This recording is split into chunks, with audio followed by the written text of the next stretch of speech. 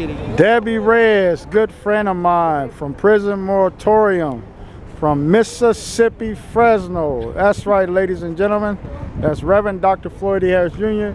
I said it, Mississippi, Fresno. This is our federal court building here, right in the heart of downtown Fresno.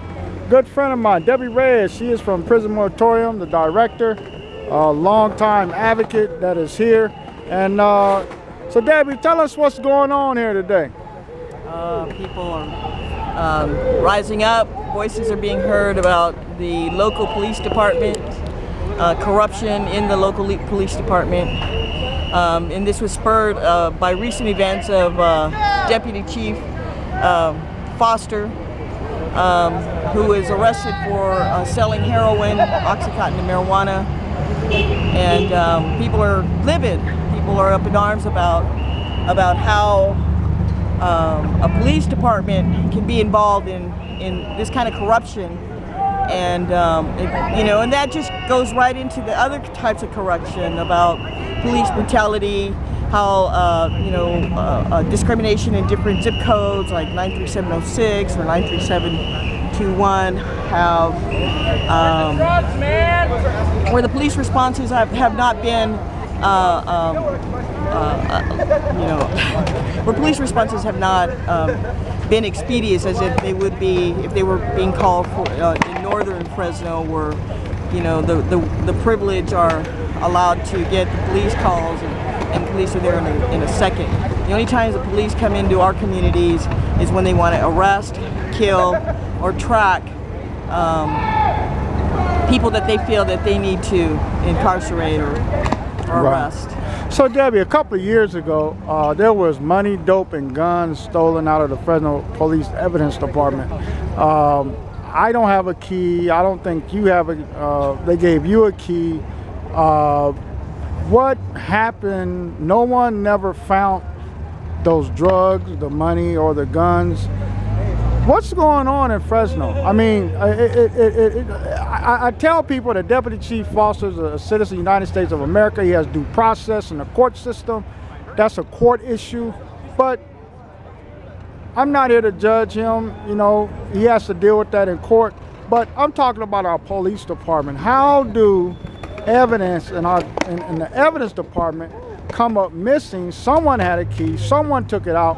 No one turned it back in. Could those drugs go back out in our community and be planted on our black and brown brothers and sisters? I'm sure that's already happened. I mean, that's been a few years ago. Right. But that's the whole reason why this coalition, the Fresno Coalition Against Police Brutality, have been going out into the streets and protesting against officer-involved shootings and protesting against corruption, because it's consistent. There's consistent corruption happening in this community, and even though that we don't have a big crowd here, but we have a heck of a following where people are rooting for this to happen on a weekly basis, on a monthly basis. They're asking us to hit the streets because they can't. They have to be at work, or they can't be in front of the camera, or they can't be out in the street corners here protesting. So we're here on behalf of our communities, not anything else. People are fed up with the corruption. I see more and more people are starting to show up right now here at the rally here. So let's talk about the amount of money that's being spent for his lawsuits. There was 3 deputy chiefs who sued Chief Dyer for, I believe, it was discrimination or something on that level. They settled out of court. A lot of the shootings are settled out of court.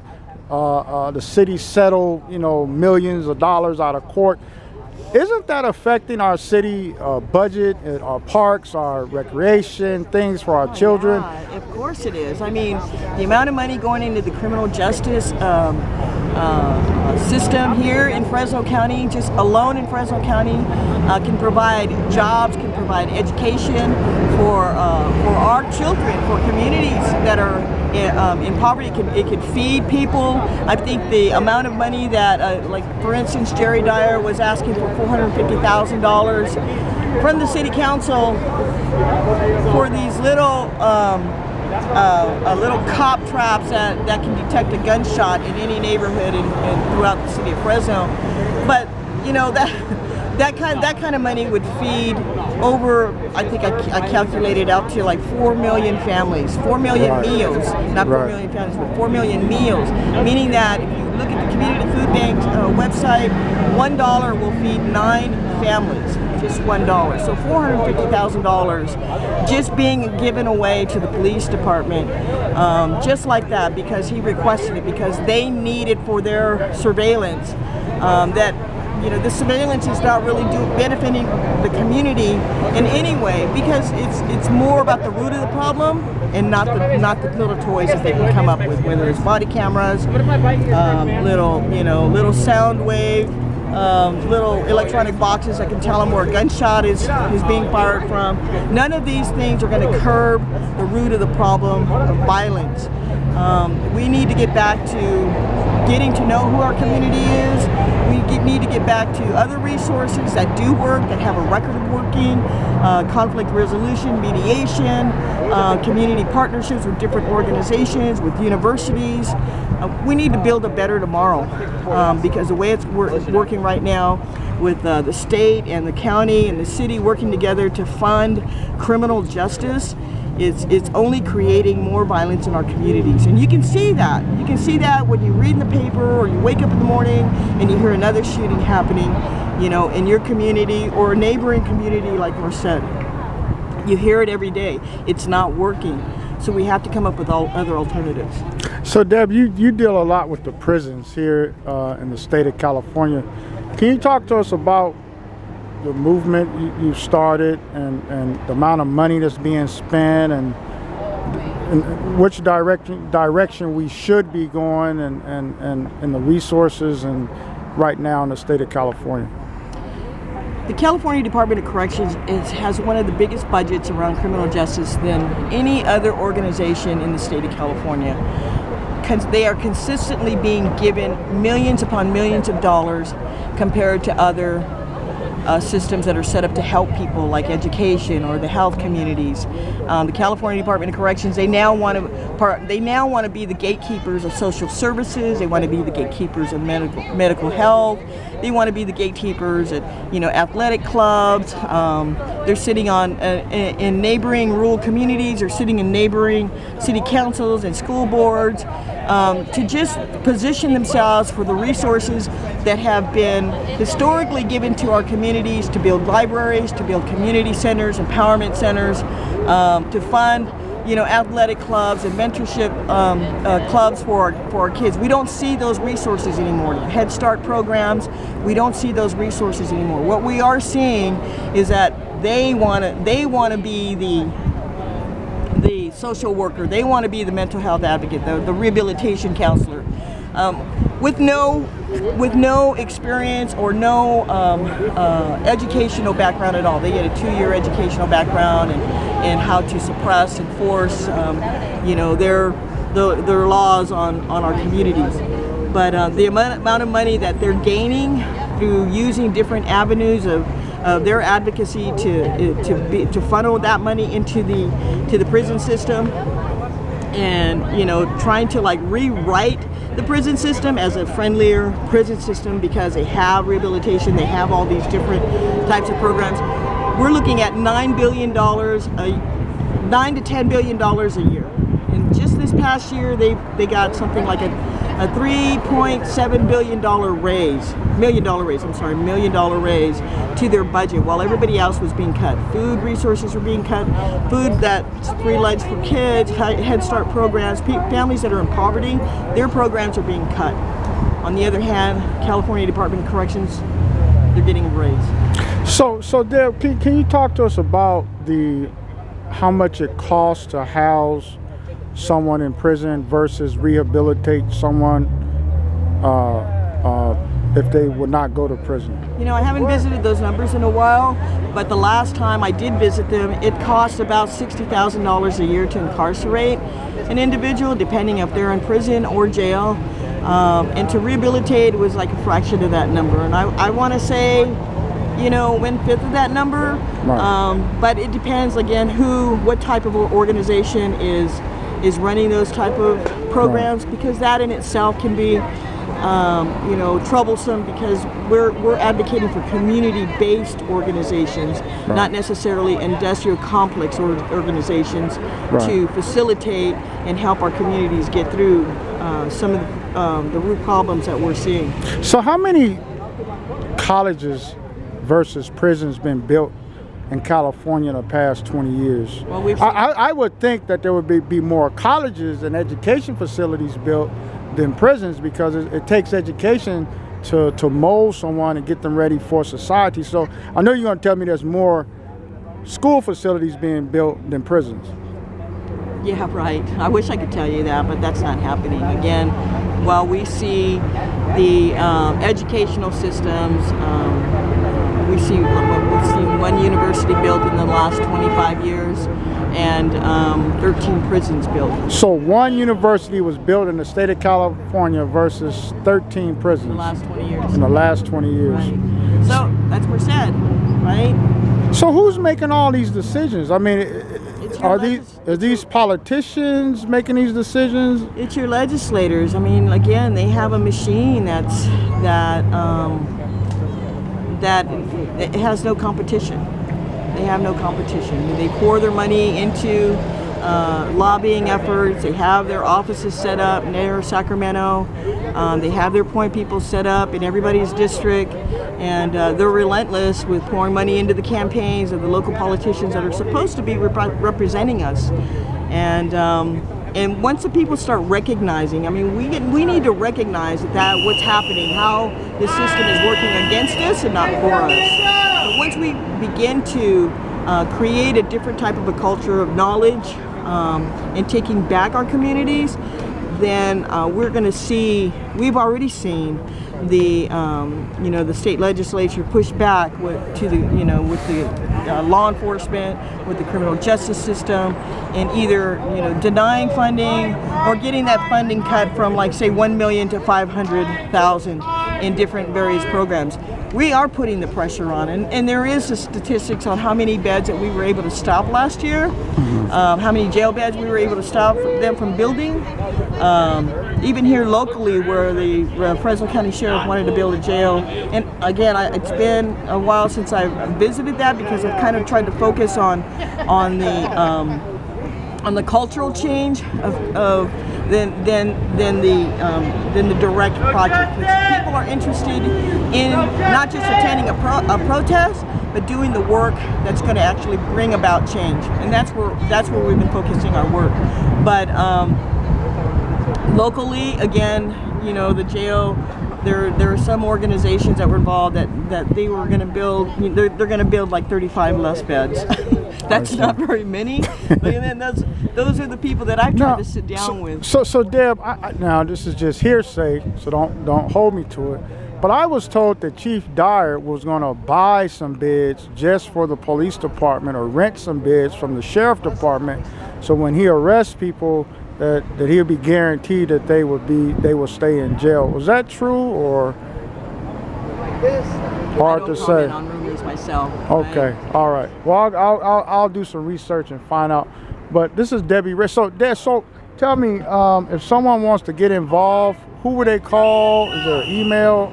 So we have we have website. an email. It's pmpvalle@yahoo.com, or visit our website at just Google California Prison Moratorium Project, and you'll find our website on through Google, or www.kelly, PMP, as in California Prison Moratorium Project.org, and you'll get contact information there, and then other contact information like resources for families with prison loved ones in prison or incarcerated.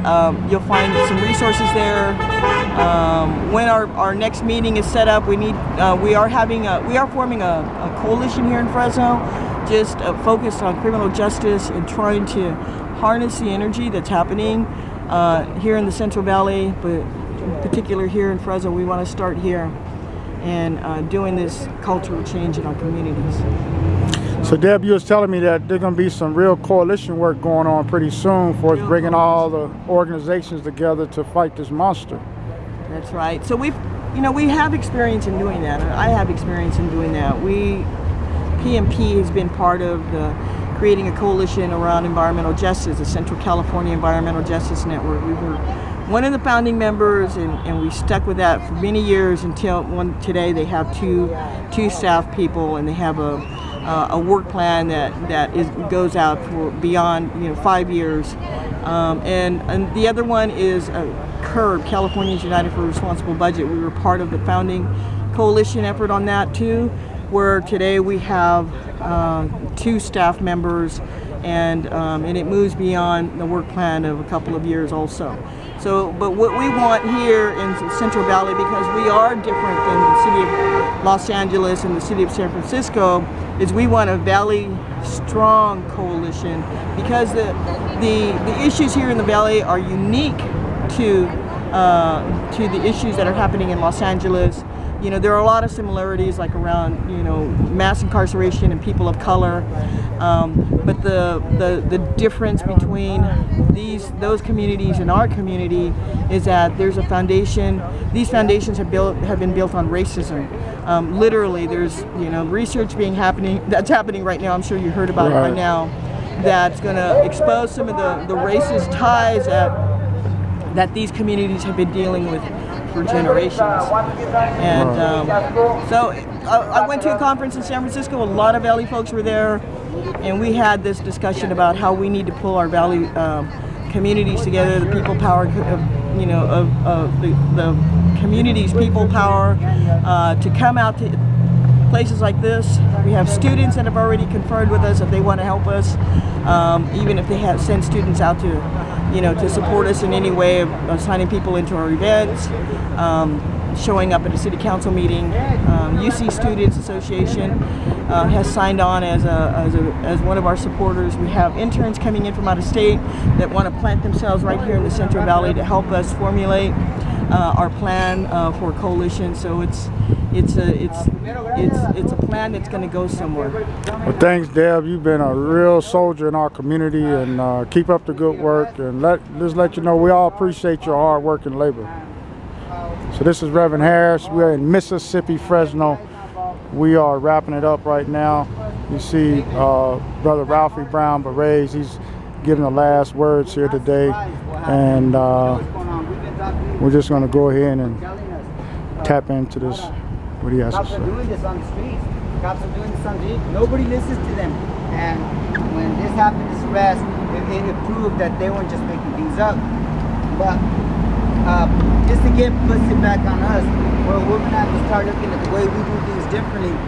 And protesting, we're going to have to continue to protest, continue to march, continue to do every action we can. But along with that, we're also going to have to call for changes in the way we conduct our own communities and how our community carries out the power that it does have. And there's a lot of ways. I mean, number one, we could build relationships with our neighbors, getting to know our neighbors. That way, they say it takes a village, it does. And by getting to know our neighbors, we're able to look after them. If it's an elderly person who lives by themselves, we're able to check up on them, versus closing our doors and not having these relationships that work. So building strong relationships so we don't have to call the cops in the first place is going to be a big change. It's going to have to be a big change. Also with that, there's a lot of other changes that are also going to have to come about, including demanding that the $800 million that the police gets, $800 million, that's what they get. We need to bring some of that money back for the students, the kids to have summer jobs, people to have after school programs, businesses to be able to start up their businesses, mom and pop shops, and want to stay open. And who knows, maybe we can, if they want, if they don't have cameras in their stores, maybe that's something that will keep them safe and reduce people from even trying to break in, or maybe an alarm system, but rather than having to call the cops. And so we're going to have to take some strong positions. We're going to have to start looking at different alternatives. Those are just some ideas. So we're going to continue this. And just to let you know, we're going to have a big march April 11th. It's a Saturday. It's going to be here in Fresno, more likely on the east side of town. And it's called Breaking the Chains, because in many ways we've been kept down. But at the same time, we've gotten so used to being kept down that we forgot how to get up. We've forgotten how to get up. We've forgotten that there's an economically, like my brother right here, Michael pointed out, we've got millions and even trillions of dollars that go to Walmart and other corporations. They don't give back nothing to us. if we can employ and we can have businesses, mom and pop shops stay in our neighborhoods, and and allow us to do business, whether it be a panaderia or it be a t-shirt shop or something. And that's one of the economic things we need to look at, is how do we build our communities, including jobs, right? And then hopefully, if people have jobs, if people respect the community, then we don't have to necessarily be calling cops all the time. Matter of fact, that's one of the things. We don't want to have to be calling cops. Because as you know, people be shot, like, we saw this summer when somebody called the cops because their child needed mental health, not a bullet, 17 bullets in the head. And that happened twice last year. Debbie? Yeah, so, some of the ideas that, they're organic. It's organic in the communities you live in. So, meaning that only you know what your community needs. So, we created some social media, and until we get the exact location of when that march is going to, where it's going to lead from, I think it would be a beautiful thing that those organic ideas come from you, right? Come from your neighbors. Even if you're out watering your lawn, or even though we can't use water anymore, but and you see your neighbor washing their car, or you see them, in the garden, ask them, just randomly, say hello and ask them what they think would be an alternative to calling the cops, right? In their neighborhoods. If they see a conflict in the community happening, randomly ask them. And, if they're on Facebook, tell them to friend or to Break the Chains, Facebook, social media, and hook them up with the movement for alternatives to incarceration, alternatives to criminalization. That's the only way that we're going to be able to educate our community, not just through social media, because we need to get in touch with where we live and the people, and get to know the people that we live around. So anyway, and post those ideas.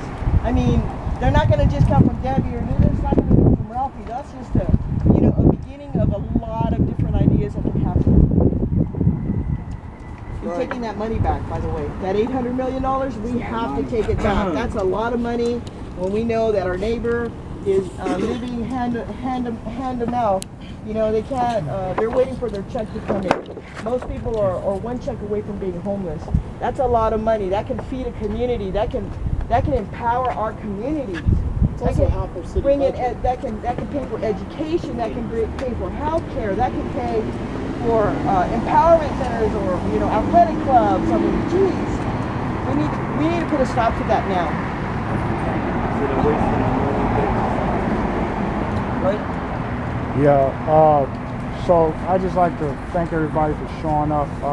So this situation with Foster, I'm catching a lot of heat from the black community in regards to they feel that we're going up against him.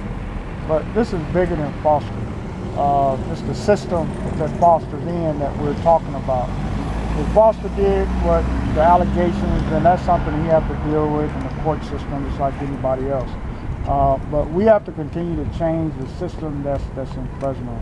We got to change the leadership of it. And it starts from the top down.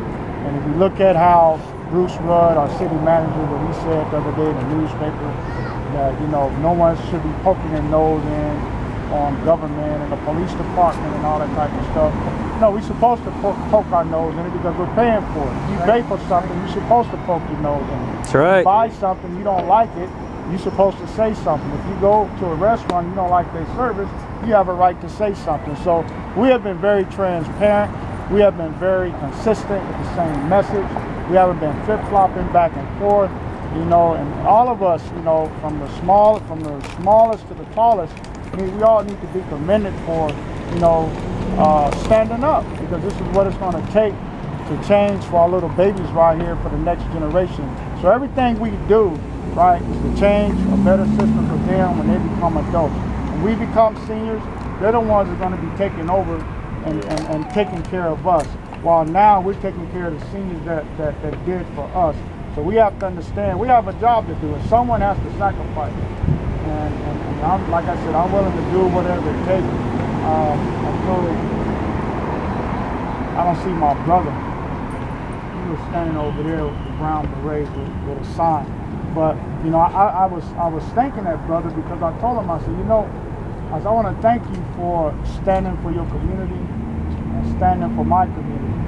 Because a lot of times I feel bad because I don't see my community out here. But it's because of fear that they're scared to come out here, and they're scared of retaliation from the police department and the power struggle. And so I thank that brother over there today for standing for all of us, standing for my children, standing for my grandmother who was 85 years old, standing for me, standing for my congregation. And so I think that sometimes we need to tell each other we appreciate each other. A lot of times we come, we protest, we scream, we holler, we march across the street, but at the same time we never stop and say, you know what, thank you, brother and sister, for your commitment, your time, your dedication to standing for social justice in our community. Sometimes we need a pat on the back. You know, we get so deep into it that we forget about the small things. Because the small thing is going to keep us together. And a small thing is just saying thank you. You know, so I want to say thank you to everybody out here for all that you've done and all the support you have given me throughout the years. You know, I mean, it's too much to even mention right now, but we just got to keep standing. And when Ralphie blow the bugle, we got to come to running. You know, Debbie blow the bugle, we got to come to running because somewhere, it all interlinked somewhere. You know, and so we just one community, one people. Se puede. Thank you, guys. Let's go out in a way, y'all. You know, in a way that we go out in good spirits, like the same way we came back. Remember, maybe a sad situation, but we won't have positive spirits when we keep moving forward. And it's a unity clap. If you don't know it, it starts out slow and it builds up, just like rain, just like the revolution. It picks up, and hopefully we all leave in good spirits at the end of this clap. Anybody want to lead us? Never been here before? Anybody never been here before? The battery's about to die. Wait, you've been here? You've been here before? I was at the meeting. But you never been here. All right, you want to lead us? Let's see that. All right, slow. There you go.